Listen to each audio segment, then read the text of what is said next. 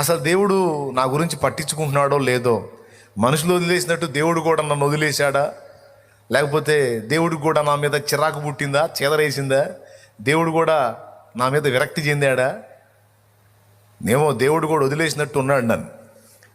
కొంతమంది అంటారు దేవుడు కూడా నా మీద జాలి పడట్లేదు అన్నయ్య అని. అసలు ఆ మాట క్రీస్తు యేసునందున్న ఒక విశ్వాసి అనడానికి వీల్లేదు.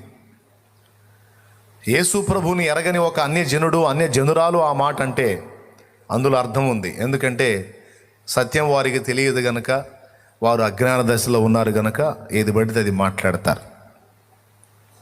క్రీస్తు యేసునందున్న మనం అలా మాట్లాడడానికి వీల్లేదు అంటుంది వాక్యం.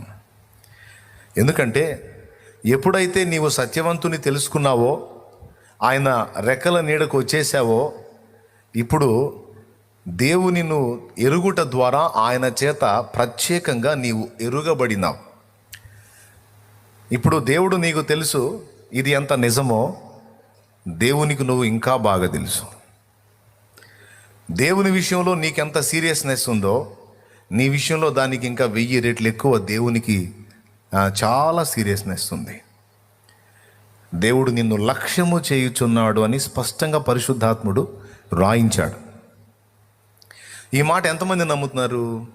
నువ్వు ఎంత ఇబ్బందుల్లో ఉన్నావో తెలుసు, ఎంత ఆనందంలో ఉన్నావో తెలుసు, ఎంత విమర్శలో ఉన్నావో తెలుసు, ఎంత శోధింపబడుతున్నావో తెలుసు, ఎంత దుఃఖ సహితంగా ఉన్నావో తెలుసు, ఎంత ఆనందంగా ఉన్నావో తెలుసు, ఎంత తృణీకరింపబడ్డావో తెలుసు, ఎంత ఘనత పొందుతున్నావో తెలుసు, మొత్తం తెలుసు. నీ ఆకలి తెలుసు, ఆవేదన తెలుసు, వస్త్రహీనత తెలుసు, బలహీనత తెలుసు, నువ్వు మంచంలో ఉన్న సంగతి తెలుసు, లేదా నువ్వు ఆరోగ్యంగా తిరుగుతున్న సంగతి తెలుసు, నీ పిల్లలు ఏ స్థితిలో ఉన్నారో తెలుసు. మొత్తం నిన్ను గూర్చిన సంగతులన్నిటినీ ఆయన ఎరిగి ఉన్నాడు. అంతేకాకుండా నీ విషయంలో ఆయన చింత కలిగి ఉన్నాడు. కొంతమంది బాధపడతారు, కనీసం నా గురించి ఆలోచించే వాళ్ళు లేరన్నా. ఇతరుల సమస్యల గురించి నేను ఆలోచిస్తాను కానీ, అందరూ నన్ను వాడుకుంటారు కానీ, నన్ను ఒక మనిషిగా గుర్తించి నా గురించి ఆలోచించే వాళ్ళు కానీ, నా గురించి చింతపడే వాళ్ళు కానీ ఒకళ్ళు కూడా లేరన్నా అని కొంతమంది ఆవేదన పడుతూ ఉంటారు. కొంతమంది భార్యలు భర్తల మీద చెబుతుంటారు, ఆయన కోసం అన్ని తిప్పలబడి చేస్తానన్నా అసలు నా గురించి అసలు ఆలోచించడన్నా, అస్సలు పట్టించుకోడన్నా, నేను ఒకదాన్ని ఉన్నానన్న సంగతే పట్టించుకోడన్నా, నాకు ఒక మనసు ఉంది, నాకు ఒక ఆలోచన ఉంది, నాకు ఒక కోరిక ఉంది అన్నది ఏం పట్టించుకోడన్నా, నన్ను ఒక యంత్రంలాగా చూస్తాడన్నా.